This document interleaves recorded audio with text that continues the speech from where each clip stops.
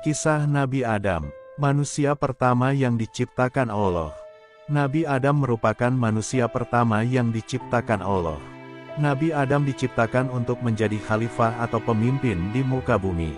Suatu ketika, Allah memberitakan kepada para malaikat bahwa Ia akan menciptakan makhluk dari bangsa manusia. Makhluk ini diciptakan dari tanah di bumi yang nantinya juga akan menjadi khilafah di bumi. Kisah ini terdapat dalam surat Al-Baqarah ayat 30. Ingatlah ketika Tuhanmu berfirman kepada malaikat, sesungguhnya aku hendak menjadikan seorang khalifah di muka bumi. Surat Al-Baqarah ayat 30. Allah pun memerintahkan para malaikat untuk mengambil tanah di muka bumi. Malaikat Israel berhasil menjalankan tugas dari Allah untuk mengambil saripati tanah di bumi. Allah lalu menciptakan manusia sebagai makhluk yang paling sempurna. Manusia diberi akal, tubuh, dan jiwa. Allah melengkapi ciptaan itu dengan meniupkan ruh Nabi Adam.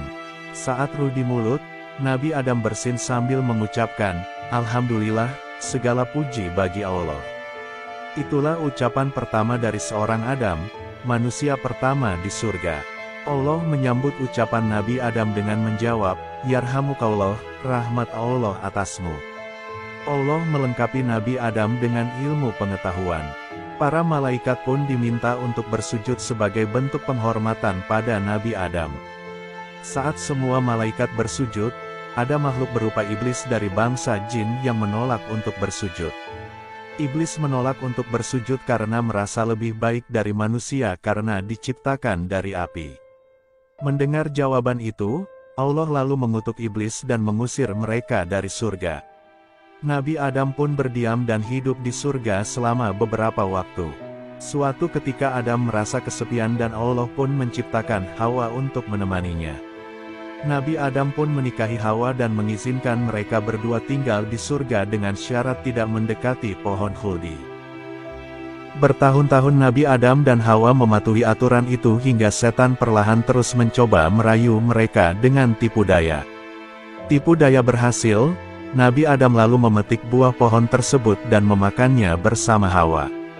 Namun, setelah itu Nabi Adam dan Hawa langsung dihinggapi rasa bersalah dan aurat mereka tiba-tiba terbuka. Karena melanggar perintah itu, Allah lalu memerintahkan Nabi Adam dan Hawa turun ke bumi. Adam dan Hawa diturunkan di tempat yang berbeda. Selama 40 tahun mereka saling mencari dan bertemu di Padang Arafah atau Jabal Rahmah, bukit yang penuh kasih sayang. Saat turun di bumi, Adam meratapi kesalahannya. Adam dan Hawa memohon ampun kepada Allah dengan bertobat. Bumi yang berbeda dibandingkan surga membuat Nabi Adam dan Hawa banyak belajar dari berbagai tantangan dan kesulitan. Mulai dari bercocok tanam, beternak, dan melindungi tubuh dari berbagai cuaca.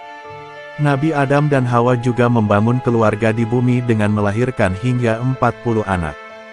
Banyak riwayat yang menyebutkan anak-anak Nabi Adam dan Hawa dilahirkan secara kembar. Sebagai khalifah di bumi, Nabi Adam juga diangkat sebagai nabi dan rasul yang bertugas berdakwah di bumi. Nabi Adam menyampaikan dakwah kepada istri dan anak-anaknya mengenai ajaran keimanan kepada Allah. Nabi Adam juga menghadapi persoalan antara anaknya, Kabil, yang membunuh Habil. Nabi Adam sangat murka terhadap Kabil. Allah lalu mengaruniai Nabi Adam dengan anak laki-laki yang tidak memiliki saudara kembar, yang diberi nama Syits. Syits merupakan anak yang cerdas dan berakhlak baik. Keturunan Syits kelak melahirkan Idris. Nabi Adam lalu jatuh sakit saat berusia 960 tahun dan berwasiat kepada Syits untuk meneruskan dakwah. Malaikat lalu mencabut nyawa Nabi Adam, memandikannya, mengafani, menyalatkan, dan menguburkannya. Dari kisah Nabi Adam ini terdapat sejumlah hikmah yang bisa diambil.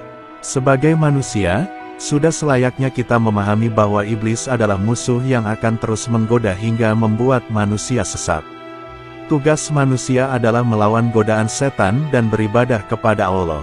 Allah juga selalu menerima tobat setiap hambanya yang bersungguh-sungguh.